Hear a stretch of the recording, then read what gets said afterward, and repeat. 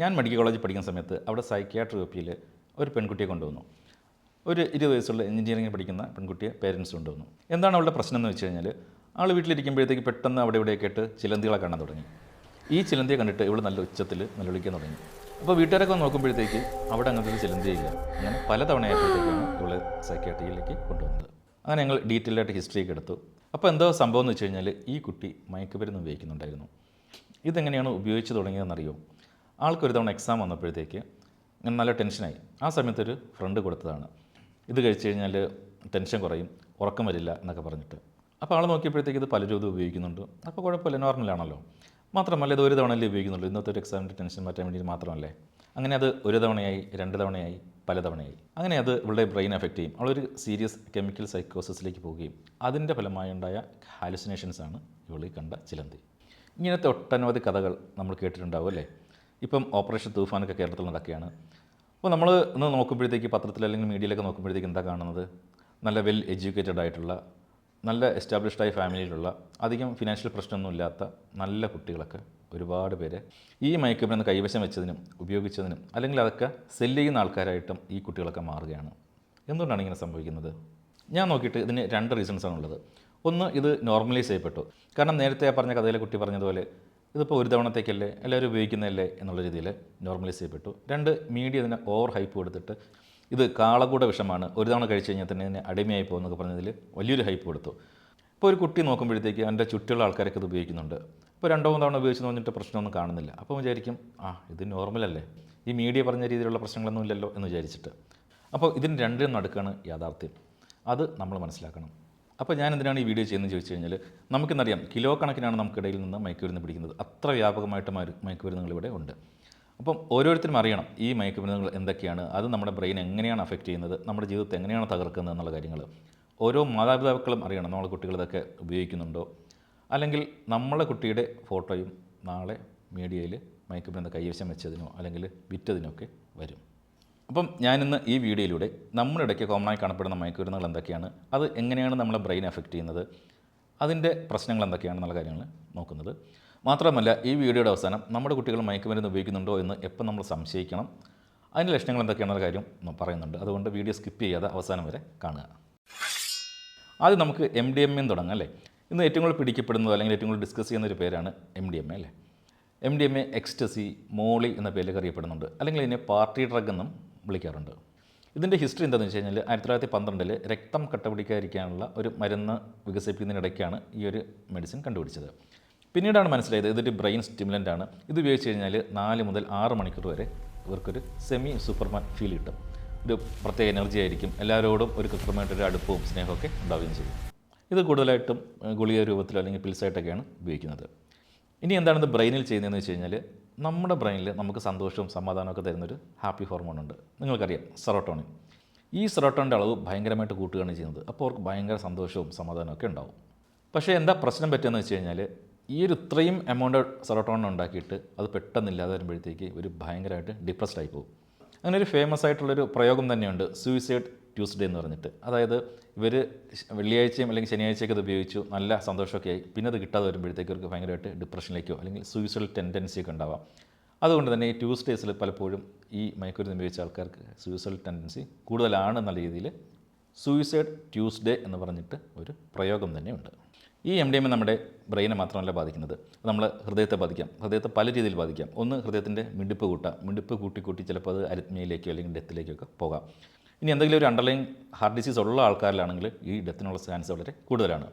മാത്രമല്ല ഇത് BP ഭയങ്കരമായിട്ട് ഷൂട്ട് ചെയ്യാം. പിന്നെ MDMA ഉപയോഗിച്ചിട്ട് ഏറ്റവും കൂടുതൽ ഡെത്ത് ഉണ്ടാക്കുന്നതെന്ന് വെച്ചാൽ ഹൈപ്പർതെർമിയ എന്ന കണ്ടീഷനാണ്. അത് പെട്ടെന്ന് ബോഡിയുടെ ടെമ്പറേച്ചർ കൂടും.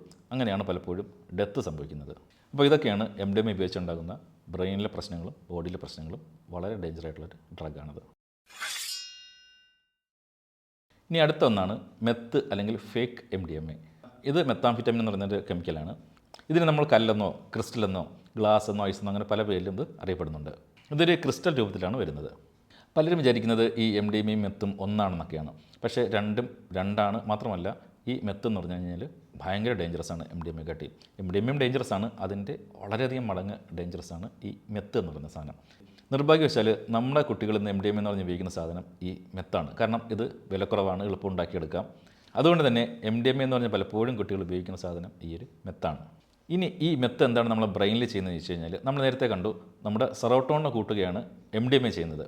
എന്നാൽ നമ്മുടെ തലച്ചോറിൽ മറ്റൊരു ഹാപ്പി ഹോർമോണായ ഡോപ്പമിൻ സിസ്റ്റത്തെയാണ് ഈ മെത്ത് അഫക്റ്റ് ചെയ്യുന്നത്. നമ്മൾ ഈ മെത്ത് ഉപയോഗിക്കുമ്പോഴത്തേക്ക് നമ്മുടെ തലച്ചോറിലെ ഡോപ്പമിൻ്റെ അളവ് 1000 മുതൽ 2000% കൂടും. അങ്ങനെ ഫസ്റ്റ് യൂസ് തന്നെ ഇവരുടെ ബ്രെയിൻ ഇത് ഹൈജാക്ക് ചെയ്യും. അപ്പോൾ വീണ്ടും ഇത്രയധികം സന്തോഷം കിട്ടാൻ വേണ്ടിയിട്ട് ഇവർ വീണ്ടും ഇത് ഉപയോഗിക്കാൻ വേണ്ടിയിട്ട് നിർബന്ധിതരാകും.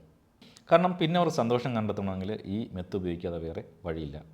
പിന്നെ എന്താണ് ഈ മെത്ത് ഉപയോഗിച്ചുള്ള ലക്ഷണങ്ങളെന്ന് വെച്ച് കഴിഞ്ഞാൽ, ഇവർ ചിലപ്പോൾ 2-3 ദിവസമൊക്കെ ഉറങ്ങാതിരിക്കും. പിന്നെ പലപ്പോഴും കടുത്ത സംശയരോഗം ഉണ്ടാവാം. പിന്നെ പലപ്പോഴും പെട്ടെന്ന് ഒരു അഗ്രസീവായിട്ട് എന്തെങ്കിലുമൊക്കെ ആക്രമണ സ്വഭാവങ്ങൾ കാണിക്കാം. പിന്നെ ഫിസിക്കലായിട്ടുള്ള ലക്ഷണങ്ങൾ എന്താണെന്ന് വെച്ച് കഴിഞ്ഞാൽ, ഒരു പെട്ടെന്ന് നന്നായിട്ട് മെലിയും. പിന്നെ അവരുടെ പല്ലൊക്കെ ഒരുമാതിരി ദ്രവിച്ച് കറുത്ത് ഒരു സ്റ്റെയിൻഡ് ആയിട്ടുള്ള രീതിയിൽ വരാം. ഇതിനെ നമ്മൾ മെത്ത് ടൂത്ത് എന്നാണ് പറയുന്നത്. അപ്പോൾ ഈ മെത്ത് എങ്ങനെയൊക്കെയാണ് സാധാരണ രീതിയിൽ ഉപയോഗിക്കുന്നത്? ഒന്ന്, അത് ഒരു ചെറിയ ഗ്ലാസ് പൈപ്പിൽ വെച്ചിട്ട് ചൂടാക്കിയിട്ട് വലിക്കാം. അല്ലെങ്കിൽ അത് പൊടിച്ചിട്ട് മൂക്കിൽ കൂടെ സ്നോട്ട് ചെയ്തെടുക്കാം. അത് ചിലപ്പോൾ നമ്മൾ വീഡിയോയിലൊക്കെ കണ്ടിട്ടുണ്ടാകും അല്ലേ. ഇനി മറ്റു ചിലപ്പോൾ ഇത് വെള്ളത്തിൽ കലക്കി കുടിക്കുകയും ചെയ്യുക. ഈ MDMA മെത്തും കഴിഞ്ഞാൽ പിന്നെ ഇവിടെ ഏറ്റവും കൂടുതൽ ഉപയോഗിക്കുന്നത് കഞ്ചാവാണ്. ഹൈബ്രിഡ് കഞ്ചാവാണ് കൂടുതലായിട്ട് ഉപയോഗിക്കുന്നത്. അതിനെക്കുറിച്ച് നമ്മൾ നേരത്തെ ഒരു വീഡിയോ ചെയ്തു. കഞ്ചാവോ അല്ലെങ്കിൽ ഹാഷ് ഓയിലൊക്കെ ധാരാളമായിട്ട് ഉപയോഗിക്കാറുണ്ട്. ഇനി കൂടുതലായിട്ട് ഉപയോഗിക്കുന്ന മറ്റൊരു മയക്കുമരുന്നാണ് LSD അല്ലെങ്കിൽ സ്റ്റാമ്പ്. ഇതൊരു പോസ്റ്റ് ഓഫീസിലെ സ്റ്റാമ്പിൻ്റെ രൂപത്തിലാണ് കാണുന്നത്. അത് നാവിലാണ് വെക്കുന്നത്. ഇനി നമ്മൾ നേരത്തെ പറഞ്ഞ 2 ഡ്രഗും ഒരു പാർട്ടി ഡ്രഗ് അല്ലെങ്കിൽ ഒരു സ്റ്റിമുലൻ്റ് ആയിരുന്നെങ്കിൽ ഇതൊരു ഹാലുസിനോജനാണ്. അതായത് നമ്മൾ ഇല്ലാത്ത കാര്യങ്ങളൊക്കെ കേൾക്കും, ഇല്ലാത്ത സൗണ്ട്സ് കേൾക്കും, നമ്മൾ വേറൊരു ലോകത്തിൽ എത്തും. ഈ LSD നമ്മൾ നേരത്തെ പറഞ്ഞ മെത്ത് പോലെയോ അല്ലെങ്കിൽ MDMA പോലെയോ അഡിക്ഷൻ ഒന്നും ഉണ്ടാക്കില്ല. ഇതിൻ്റെ ഡേഞ്ചർ ലെവൽ വേറെയാണ്. 2 കാര്യങ്ങളാണ് സംഭവിക്കുന്നത്. ഒന്ന്, ബാഡ് ട്രിപ്പ്. അതായത് നമ്മൾ നേരത്തെ കണ്ടു ഇതൊരു ഹാലുസിനോജനാണ്, ഇല്ലാത്ത കാര്യങ്ങളൊക്കെ ഉണ്ടെന്ന് കാണിക്കും. അതൊരു നെഗറ്റീവിലേക്ക്, ഒരു ബാഡ് ട്രിപ്പിലേക്കാണ് പോകുന്നതെങ്കിൽ ചിലപ്പം അത് മതി അവർ വയലൻ്റ് ആവാനോ അല്ലെങ്കിൽ അവരെന്തെങ്കിലും ആക്സിഡൻറ്റ് ഉണ്ടാക്കാനോ ഈവൻ സൂയിസൈഡ് ചെയ്യാൻ വരെ ഈ ഒരു ബാഡ് ട്രിപ്പ് കാരണമായേക്കാം. സോ അഡിക്ഷൻ അല്ല, അൺപ്രഡിക്റ്റബിലിറ്റിയാണ് ഇതിൻ്റെ ഒരു പ്രശ്നം. ഇനി ഇതിൻ്റെ ഏറ്റവും വലിയ പ്രശ്നം എന്ന് വെച്ച് കഴിഞ്ഞാൽ, എന്തെങ്കിലും അണ്ടർലൈൻ മെൻ്റൽ ഹെൽത്ത് ഡിസീസ് ഉള്ള ആൾക്കാർക്ക്, അതിപ്പം ഷിസോഫ്രീനിയ ആവാം, ബൈപ്പോളർ ഡിസോർഡർ ആവാം, അല്ലെങ്കിൽ മറ്റെന്തെങ്കിലും സൈക്കാട്രിക് ഡിസോർഡേഴ്സ് ആവാം, ഇതൊക്കെ ഉള്ള ആൾക്കാർക്ക് ഈ LSD ഉപയോഗിച്ച് കഴിഞ്ഞാൽ അത് പെട്ടെന്ന് ട്രിഗറായിട്ട് ഈ ഡിസീസൊക്കെ എക്സ്പ്രസ് ചെയ്യാൻ തുടങ്ങും. അല്ലെങ്കിൽ അയാൾക്ക് ആ പ്രശ്നമൊന്നും ഉണ്ടാവില്ലായിരുന്നു. അതായത് പണ്ട് നമ്മൾ ഈ യക്ഷി കഥയിലൊക്കെ കേട്ടിട്ടില്ലേ, യക്ഷിയെ ആവാഹിച്ച് പാലയെ തറച്ച് വെച്ചിരിക്കുകയാണ്, ഒരു ആണി അടിച്ച് ആ ആണി വലിച്ചു വരുമ്പോഴത്തേക്ക് യക്ഷി പുറത്ത് വരുന്ന രീതിയിൽ. അതുപോലെയാണ് LSD ഉപയോഗിക്കുമ്പോഴത്തേക്ക് ഈ അണ്ടർലൈൻ എന്തെങ്കിലും മെൻ്റൽ ഹെൽത്ത് ഇഷ്യൂസ് ഉള്ള ആൾക്കാർക്ക് അത് ട്രിഗർ ചെയ്ത് പുറത്തേക്ക് എക്സ്പ്രസ് ആവും. ഇനി അടുത്ത ഒന്ന് ഹെറോയിൻ അല്ലെങ്കിൽ ബ്രൗൺ ഷുഗറാണ്. ഇത് കൂടുതലായിട്ടും ഉപയോഗിക്കുന്നത് ഒരു ഇഞ്ചെക്റ്റബിൾ ഫോമിലാണ്. ഇതിൻ്റെ എഫക്റ്റ് എന്താണെന്ന് വെച്ച് കഴിഞ്ഞാൽ, ഇതൊരു ഡിപ്രസൻ്റാണ്. അതായത് നല്ല ആക്റ്റീവായിട്ടിരിക്കുന്ന ആൾക്കാർ പെട്ടെന്ന് എവിടെയെങ്കിലുമൊക്കെ ഒരു മൂലയ്ക്ക് പോയി അവരുടേതായ ലോകത്തിലൊക്കെ ഇരിക്കുക, ഇങ്ങനെ എപ്പോഴും ഒരു സ്ലോ ആവുക, ഇതൊക്കെയാണ് ഇതിൻ്റെ നമ്മുടെ ശരീരത്തിലെ എഫക്റ്റ്.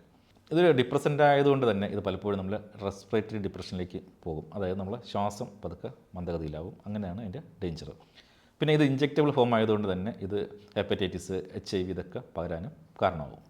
അപ്പോൾ ഇതൊക്കെയാണ് കേരളത്തിൽ വ്യാപകമായി കണ്ടുവരുന്ന മയക്കുമരുന്നുകൾ. അതെങ്ങനെയാണ് നമ്മുടെ ശരീരത്തെയും അല്ലെങ്കിൽ ബ്രെയിനെയും അഫക്റ്റ് ചെയ്യുക എന്നുള്ള കാര്യം നമ്മൾ മനസ്സിലാക്കി. ഇത് പലപ്പോഴും 1-2 തവണ ഉപയോഗിച്ചാൽ മതി, പിന്നെ ഇതില്ലാതെ ജീവിക്കാൻ പറ്റാതെ വരികയും പിന്നെ അത് സ്ഥിരമായിട്ട് ഉപയോഗിക്കുകയും അതിന് വേണ്ടിയിട്ട് ചിലപ്പം ഇത് വിൽപ്പന നടത്തുകയോ അല്ലെങ്കിൽ മറ്റെന്തെങ്കിലും ക്രൈം ചെയ്യുകയൊക്കെ ചെയ്യുന്നൊരവസ്ഥയിലേക്ക് നമ്മുടെ കുട്ടികൾ അല്ലെങ്കിൽ ഉപയോഗിക്കുന്ന ആൾക്കാർ വഴുതി വീഴും. അതുകൊണ്ട് എപ്പോഴും നമ്മൾ കാര്യങ്ങൾ ശ്രദ്ധിക്കുക. 1-2 മണിക്കൂറത്തെ സന്തോഷത്തിന് വേണ്ടിയിട്ട് നമ്മുടെ ലൈഫ് നമ്മൾ കളയരുത്. ഇനി മാതാപിതാക്കളോടാണ്, നമ്മുടെ കുട്ടികൾ എപ്പോഴാണ് ഇങ്ങനത്തെ മയക്കുമരുന്നുകളൊക്കെ ഉപയോഗിക്കുന്നുണ്ട് എന്നുള്ള കാര്യം നമ്മൾ സംശയിച്ചു തുടങ്ങേണ്ടത്. അതിൻ്റെ ഒരു 5 ചെക്ക് ലിസ്റ്റ് ഞാൻ പറഞ്ഞുതരാം.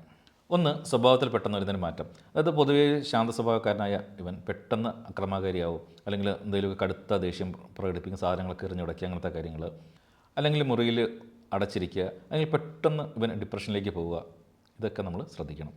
ഇനി ഫിസിക്കൽ അല്ലെങ്കിൽ ശാരീരികമായി എന്തൊക്കെ മാറ്റങ്ങൾ വരാമെന്ന് വെച്ച് കഴിഞ്ഞാൽ, ആൾ പെട്ടെന്ന് മെലിയുക, സ്കിന്നിലൊക്കെ സ്ക്രാച്ച് മാർക്ക് ഉണ്ടാവുക, അല്ലെങ്കിൽ നേരത്തെ പറഞ്ഞ പോലെ പല്ലൊക്കെ ദ്രവിച്ച് പോവുക, അല്ലെങ്കിൽ കണ്ണിലെ കൃഷ്ണമറി എപ്പോഴും ചെറുതായിരിക്കുക, അല്ലെങ്കിൽ എപ്പോഴും ചുമന്നിരിക്കുക, ഇങ്ങനത്തെ കാര്യങ്ങളൊക്കെ നമ്മൾ ശ്രദ്ധിക്കുക. ഇനി അടുത്തത് ഫ്രണ്ട് സർക്കിൾ. പെട്ടെന്ന് പുതിയ കുറച്ച് കൂട്ടുകാരെ കിട്ടുക, അവൻ്റെ സ്വഭാവത്തിലൊക്കെ പെട്ടെന്ന് എന്തോ കുറച്ച് വ്യത്യാസങ്ങളൊക്കെ നമ്മൾ നോട്ട് ചെയ്ത് കഴിഞ്ഞാൽ നമ്മൾ സംശയിക്കണം ഈ കുട്ടി ഇതൊക്കെ ഉപയോഗിക്കാൻ തുടങ്ങിയിട്ടുണ്ട് എന്നുള്ള കാര്യം.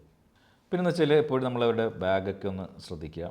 അപ്പം പുതിയ നമ്മൾ കാണാത്ത വസ്തുക്കൾ, സിപ്ലോക്ക് ബാഗുകൾ, അല്ലെങ്കിൽ അലുമിനിയം ഫോയിലുകൾ, പകുതി കരിഞ്ഞ സ്പൂണുകൾ, അല്ലെങ്കിൽ നമ്മൾ നേരത്തെ പറഞ്ഞാൽ മെത്തൊക്കെ ഉപയോഗിക്കുന്ന രീതിയിലുള്ള പൈപ്പുകൾ, ഇതൊക്കെ കണ്ടു കഴിഞ്ഞാൽ നമ്മളെ കുട്ടിയെ എപ്പോഴും സംശയിക്കണം. ഈ ഒരു സിന്തറ്റിക് ഡ്രഗ്സിൻ്റെയൊക്കെ ഒരു പ്രശ്നം എന്താണെന്ന് വെച്ച് കഴിഞ്ഞാൽ, ഇത് നമ്മളെ ആൽക്കഹോൾ പോലെയോ അല്ലെങ്കിൽ സിഗരറ്റ് പോലെയോ ഒന്നും അല്ല.